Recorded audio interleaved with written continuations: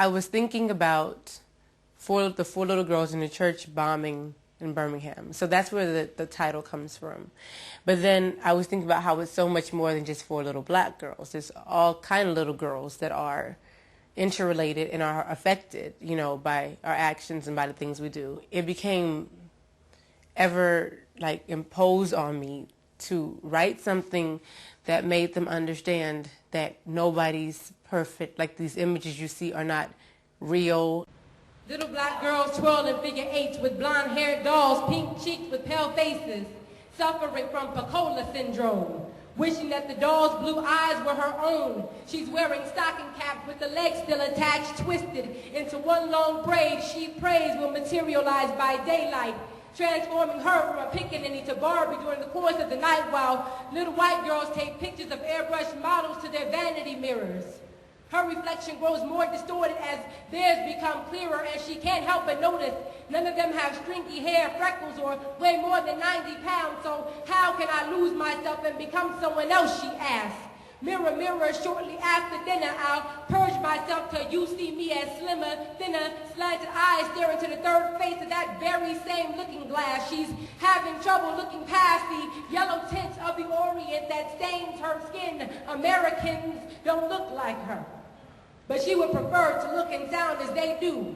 Torching jet black silk into damaged blonde string, trading in her traditions for broken English. No one takes the time to distinguish between her and other Latinas, though they are as diverse as the countries from which they originate. People tend to associate them with tacos, burritos, and J-Lo, hunted by images of straw hats and salsa because that is how they are depicted. Slowly, she's removing the accent from her diction, trading in the cloth of her tradition for halter tops and highlights, hoping to one day marry Ben Affleck.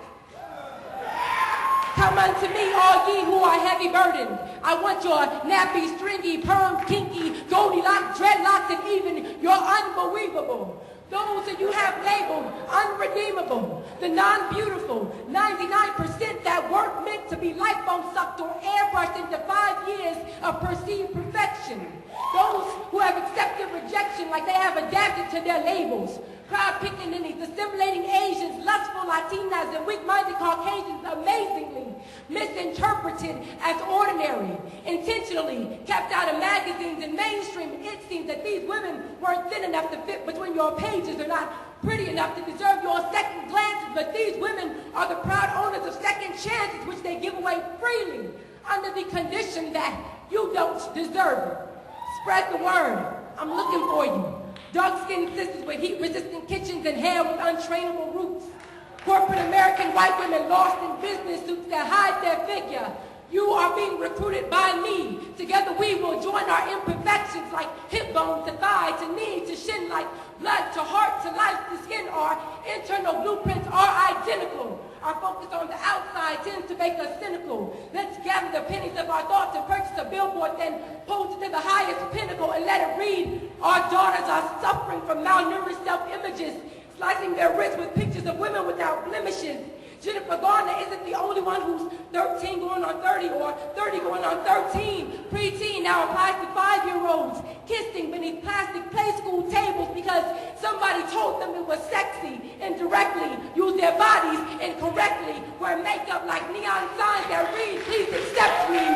We are accepting applications into Eve's University, where the only prerequisite is that we celebrate our diversity, major in adversity, confidence and self-atonement, reclaiming our bodies so that only we can own it. A place where pretty applies to your attitude, not your attributes, where your spirits, not your looks, determines your latitude. Forget trying to be a pretty girl. Focus on being a beautiful person. Save your second chances for people who deserve it, and always remember in whose image you were created. Any debt you think you owe to them, he already paid it, so don't feel jaded. Be free, live your life unfaded, and remember that you're beautiful, even when they don't say it. They put so much energy into being pretty that they stop being beautiful people. Do you know what I mean? Like, it's so superficial, it's so focused on those things that they stop focusing on how am I treating other people, how am I treating myself. And I want them to put that focus back and understand that that's what determines how far you go and how pretty you are and how good a person you are and what kind of relationships you establish has nothing to do with what you're wearing or how much makeup you're wearing. Like, that will all be gone before you know it. You know what I mean? I just felt like something needed to be stated about the insecurities that lie within black men in particular, and white men in terms of perhaps being threatened by the unknowing or the mystery that lies beyond another person. The mystery oftentimes equates to fear and, you know, just basic not knowing. So I thought something needed to be stated where we actually express that we are one and that we are each other. At the beginning, everybody was just doing solo pieces, and then we decided we would start doing some collabos. And so Omari and I ended up doing one on Fast and Slow. And that was really the idea, was to take two opposite concepts and argue for them, you know, through poetry. Hi, I'm Mr. White. Hi, I'm Mr. Black. Now, I bet you've heard the job market is quite tight, but sit back and relax. I mean, after all, your resume doesn't have to be perfectly intact. We live in a country where the #1 rapper is white and the #1 golfer is black, so who's wrong, who's right? What's fiction, what's fact? My wish today is that this hate thing fades away. Yeah, but fades away to where? It's been 40 years. It's only been 40 years. Yeah, but the wells run dry. Yeah, we've cried all our tears. And you want us to forget. No, to forgive and move on. You say it's in the past and our country has moved on. Our future is reborn. The playing field's equal. I think it's finally time we become one people. Sure, and I'm the first person to agree with that thought. But I still can't get a cab off the streets of New York. And when I walk through a crowd, I feel like I'm an outsider. And when I walk on the block, she clutch her purse a little tighter. Hey, and she wants it to stop, but she can't make it okay. We disagree on everything from Iraq to OJ. You say I use it as an excuse. My grandfather watched my grandmother swing from a noose. I don't need proof. This isn't history. This is their lifetime. My lifeline lived through the pain. Picket line for the change. And still I can't get a job. Where have we made our way to?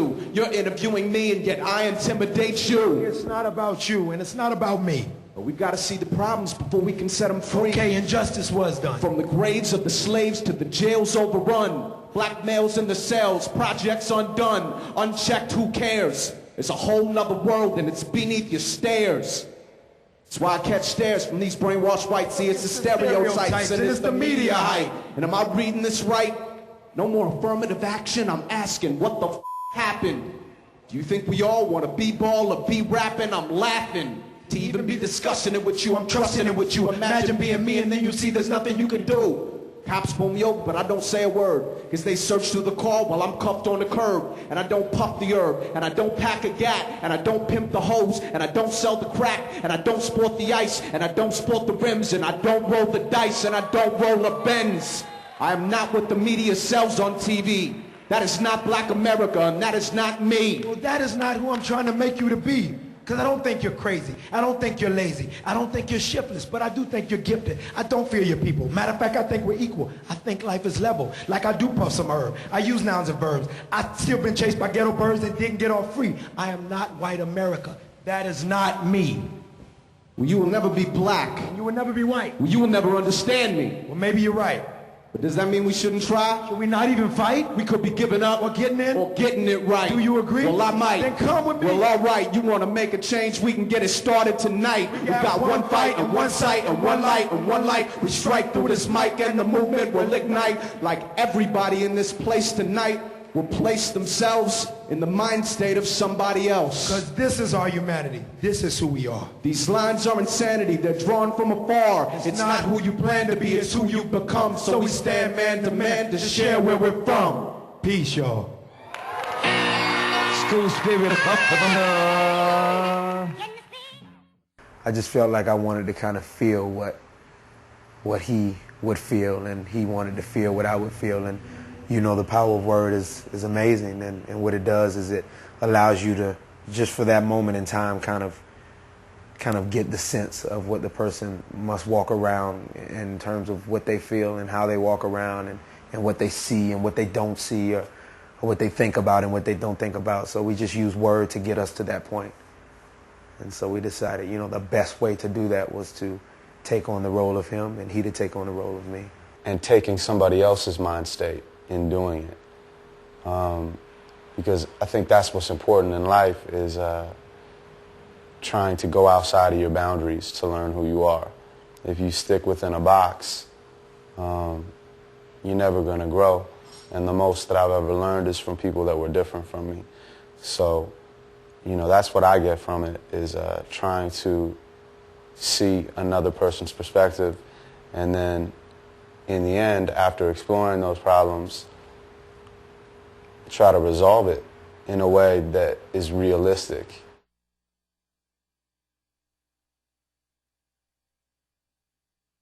I started writing poetry as a hip-hop artist. I was just writing raps to put in songs.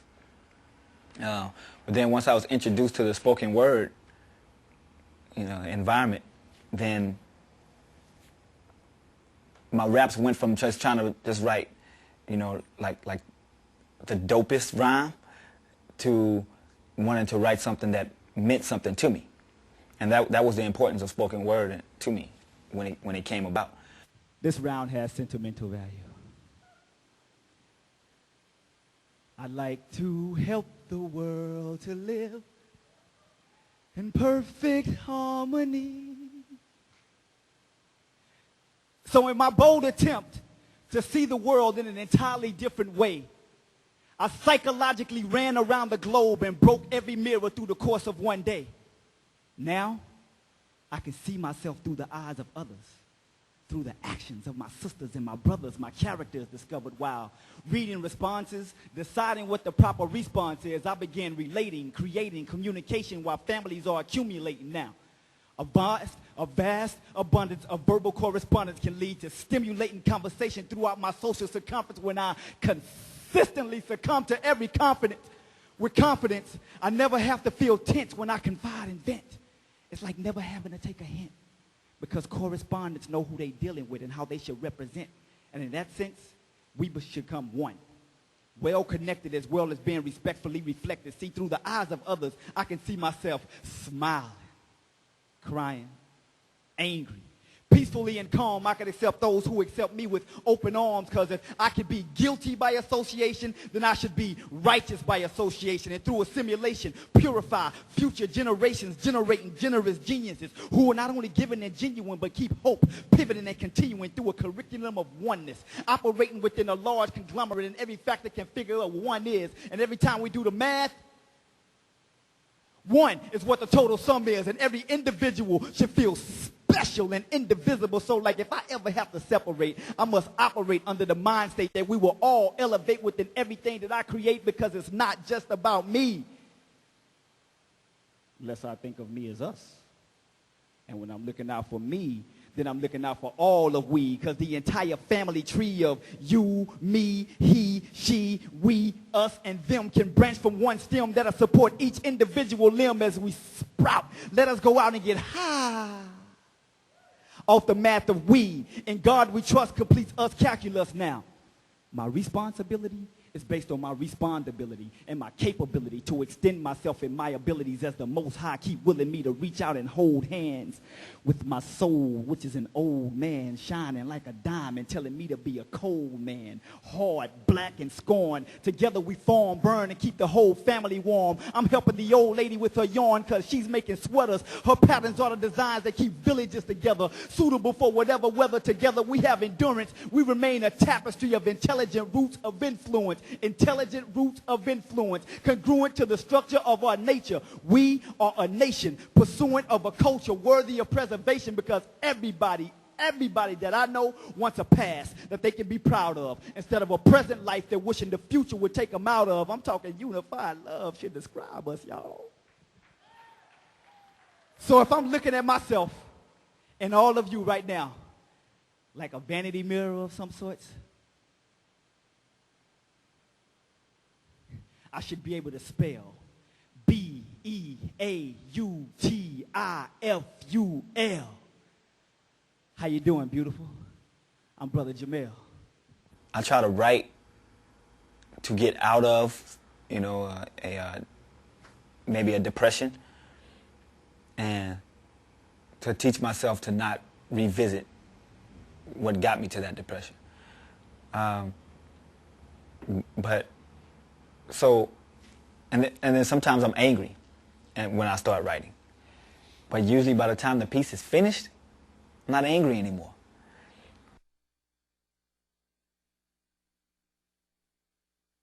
Say you're just talking to someone and you're realizing how much you admire them or how much you love them for whatever reason, you're just kind of like, oh, and it's like 1,000,001 images and thoughts and experiences and memories and songs and people that sort of all fit into that one emotion that you're feeling. And instead of just saying like, I think you're great, or I really like you, instead of that, it's sort of like I go on this, 3-minute story of trying to capture everything that I mean when I say you move me.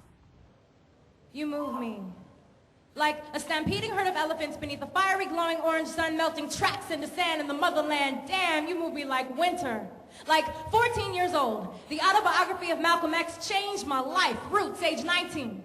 You move me like a long, cool drink of water after the steepest hike on the hottest day, like words, battling for memory cells in my head. Poetry spurts from my fingers and toes right now. I must write right now on this Greyhound bus. From wherever I've been to wherever I'm going, I'm knowing you move me like the 2-year-old dreadlock boy who laughs at the funny faces I make at him from my seat. Dimples. You move me like my baby cousin, like Lena Horne's Grace and Alice Walker's Words and Billie Holiday's Life. Like the time I met Mr. T. Flinging myself into his arms like a little girl at 22, overcome with an emotion I did not realize I had. You see, we of the fatherless tribe love men differently. Like I love Mr. T, Sherman Hemsley, Bill Cosby, and Arsenio. Yes, Arsenio. Because they were constants for at least a period of time present in my home, in my living room, in my adolescence as no other men were, so I love them. Mr. T, that is how you move me, like humility, lessons, joy, grief, daydreams, truth. Because I am a Leo. So I walk with my head high and act like I'm cool, but really, I am scared. And you are the constellation that guides me home, the star that lights my path. You remind me of love and hope and action and dignity. Like Muhammad Ali, we will stand for something, and I am sensitive. And not a morning person. And nitpicky about lint. And sometimes too emotional, and other times not emotional enough because my youth was bruised, and you massaged me back to life with your rhythm, your words, your spirit. You move me like wind, like 5 years old.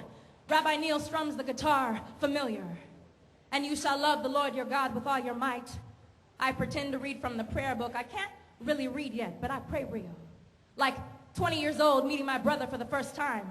My smile on his face, my eyes looking into my eyes, there's so much pain behind both our eyes that I had to look away. You move me like New York, late night sushi. You school me on the business, I school you on me. We become friends. You move me like the Jeffersons, like any Stevie Wonder song, like Donny Hathaway, like Nina Simone, like Ozzie Davis and Ruby Dee's Marriage, like really good Mexican food, like baby pictures of my dad that looked like me, like good friends. The people God gave me as gifts, who remind me to just dance sometimes. You move me like 1984 Olympics. Rayford Johnson is my hero, and every man in my life will forever be compared to him because he used to put me on his shoulders and I was special, if only every now and then. You move me like Native American prayer songs, like graffiti on the freeways and jeans that fit perfectly, like hip-hop, like Ella Fitzgerald, Scott's amazing Azure Blues, up and down and slipping sideways, harmonizing honey hymns. You move me like sunshine, like you. Fred Hampton speaks truth, stands solid, thunder in the sky, rock the world, shock 'em, shake 'em, make 'em see. Without a doubt, you most definitely move me.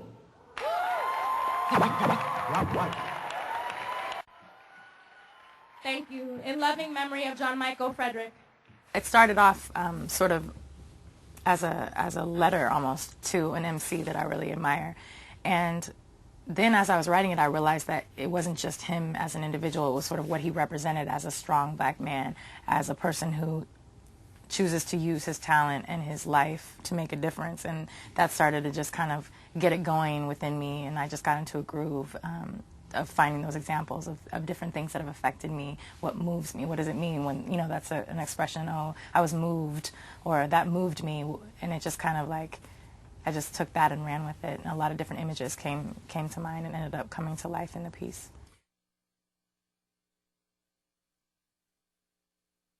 With the spoken word movement, with the poetry movement that's happening, a lot of people are coming together and expressing themselves wherever they come from. I think when you get to one venue or any venue that has open mic, has spoken word in it, you get to see so many different people, and it allows people who normally wouldn't be interested to see that other people experience the same things they do, just in another part of the country or another part of the city, wherever it is. Experiences are the same where no matter where they take place, it's just how people express them and how they see them.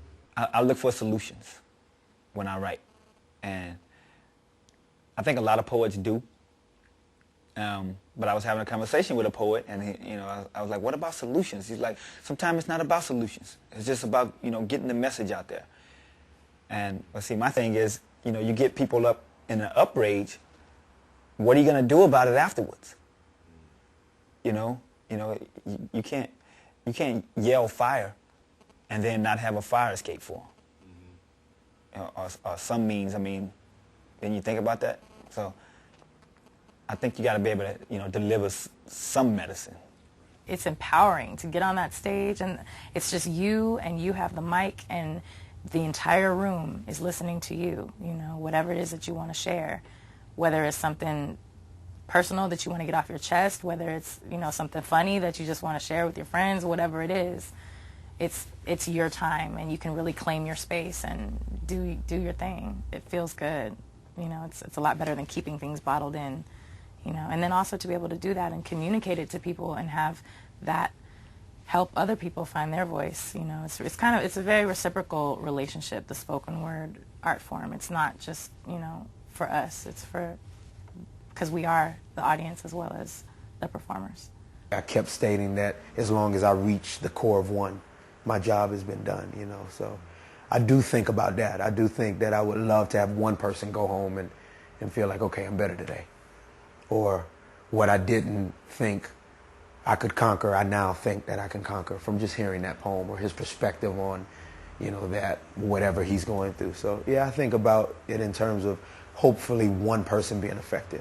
And if more, all the better, You are interrelated and interconnected to every other soul on this earth. And even if you don't like them, if you don't appreciate them, if you don't agree with what they do, you just have to respect the fact that they exist and they take up space on this earth and they have value. And as long as you understand that, you'll never lose touch when you'll never not feel compassion. You'll never not understand someone else's pain. You'll never make decisions selfishly. You'll always think not like others before yourself, but like if I'm thinking of myself, then I'm thinking of others. You know what I mean? Because we're all interconnected. For me, a lot of what poetry is about kind of making you feel a little less alone. Like when I'm writing something that's very true to me, I don't take responsibility for how the audience responds for it, but if they do respond and they do relate, then it makes them feel a little less alone in their life. And it makes me feel a little less alone on stage as the performer, because I know that they're relating, and I go, okay, so I'm not the only one who feels this way. So when you're dealing with old school writing or new school writing or futuristic writing, whatever you're dealing with, it's all expression. It's supposed to make people feel connected.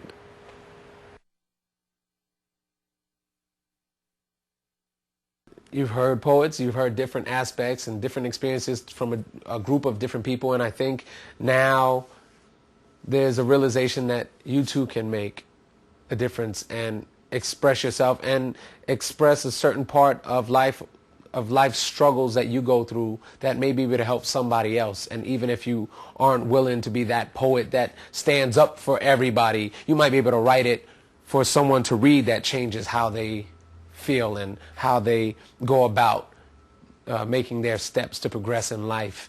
And so it's about reading, it's about writing, it's about expressing, and you have the power to do all those things. It's just a matter of taking that chance and being open within yourself and trusting yourself enough to believe that you can make a difference.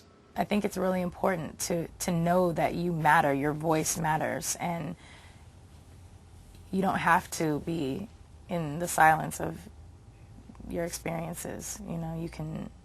You can really sort of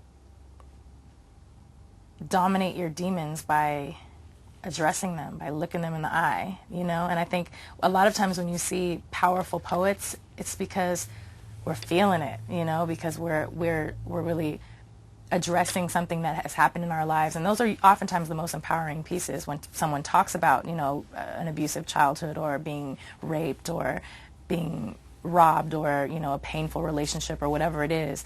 And to be able to stand on that stage and have everyone be part of you telling your story, and be listening, and just, I think it's important that everyone understands their own strength. And in order to do that, I think you have to really find your voice. Don't be scared to share it. In poetry or any mode of self-expression, finding your voice is a personal thing. That's what I wanted to say. You know, like, nobody can teach you how to write, you know? Nobody can teach you how to rhyme. Nobody can teach you how to paint. They can teach you the fundamentals of it. But in terms of your self-expression, it's all personal. It's all deep within your soul. It's your spirit coming alive, you know? And so if you're looking to find your voice, don't listen to anything but your own heart, you know? And there is no right or wrong. It's just how you feel. And your first thought is usually the most pure. So go with that. Just write it. That's it. Like, no big formula. Write it down. However it comes out, it's going to be perfectly fine. If you believe it, you rock it, you sell it, everybody else will follow, you know? And as long as you believe in what you're saying, then you should have no problem having that confidence, and it'll come out no matter how simple you say it, in iambic pentameter or just haiku or however. It'll be perfectly fine the way it is. If you have anything to say to somebody, and you feel like you haven't found the words for it, write it. Even if it's the most simple form of expression that you can come up with. Don't think about the metaphors and the similes in it. Just write out the thoughts. And, you know, first and foremost, because then it allows you to see what you're thinking as well.